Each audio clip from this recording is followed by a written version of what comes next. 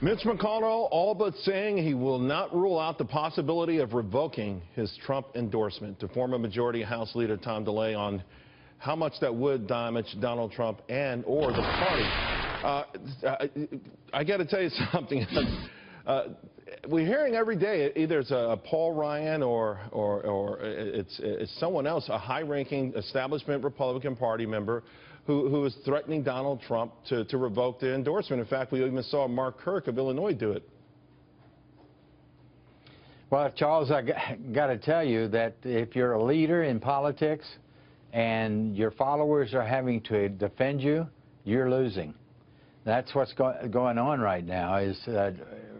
I don't think Donald Trump understands that he's got to get 65 million votes to win the majority of the voters in this election. He's only had 11 to 13 million votes so far, and yet he's strutting around as if he's got it all locked up. You know, he's only gotten 20% of what, actually 10% of who's going to vote. But Tom, in November. I think the argument here, though, is that those 11 to 13 million people you're talking about, they were the proxy for the party. They went out, they made their voices heard, and they unanimously, overwhelmingly selected Donald Trump to be their champion.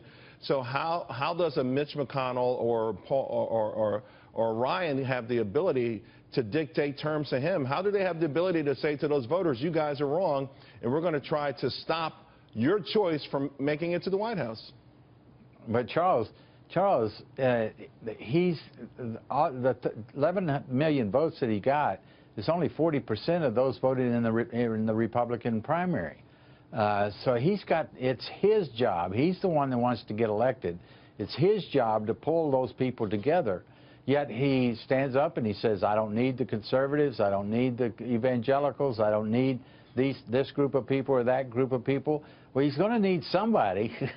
Well, yeah, he's courting the evangelicals today, and we'll be showing a portion of that. But I think what's happening, though, is that the reason we've gotten to Donald Trump is because the Mitch McConnells and the Paul Ryans have let down the GOP voters, and their approach has let down GOP voters. And many wonder why they haven't been this tough with President Obama, why they haven't displayed this amount of courage when standing up for right and wrong when it comes to President Obama.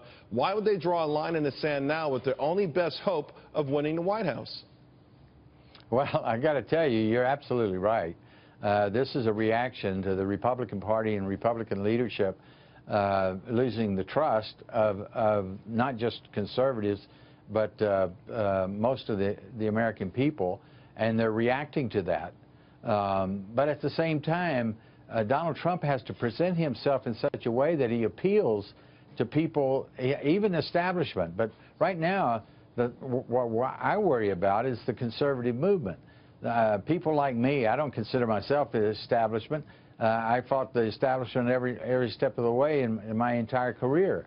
The point is he has not presented anything to me that would cause me to want to support him. I'm still waiting to see if he will present himself in such a way as to appeal to my conservative values, my constitutional values. What does he have to do to make you happy, to make Mitch McConnell happy, to make Paul Ryan happy, and also taking note of the fact that a lot of Republican voters, grassroots Republican voters, at least have articulated to me that they think there should be a new definition for conservatism and a new platform for the party? No, conservatism is going to stand firm. That's why you've got people like Scott Walker not supporting him, and others that are not supporting him, like myself so far, in that conservative doesn't need to be redefined. It's very simple. It's small government, limited government, small taxes, strong defense, and he's doing none of that. He's talking about raising taxes, raising the minimum wage, starting a trade war, and he doesn't even know what he's talking about when he talks about rebuilding defenses. Talk to me about how he's going to develop a vision for growth in the economy. His economic plan is not going to cause growth. It's going to do just the opposite. Well, I think he's checked off some of your boxes, the low taxes, strong military. But Tom DeLay, we got to get you back here soon. And of course, Donald Trump speaking to evangelicals today. I think we'll see more of the outreach that you're talking about. And certainly, we want to monitor how you feel about this as a proxy for conservatives who still are not on the Trump train. Thank you very much. Thank you, Charles.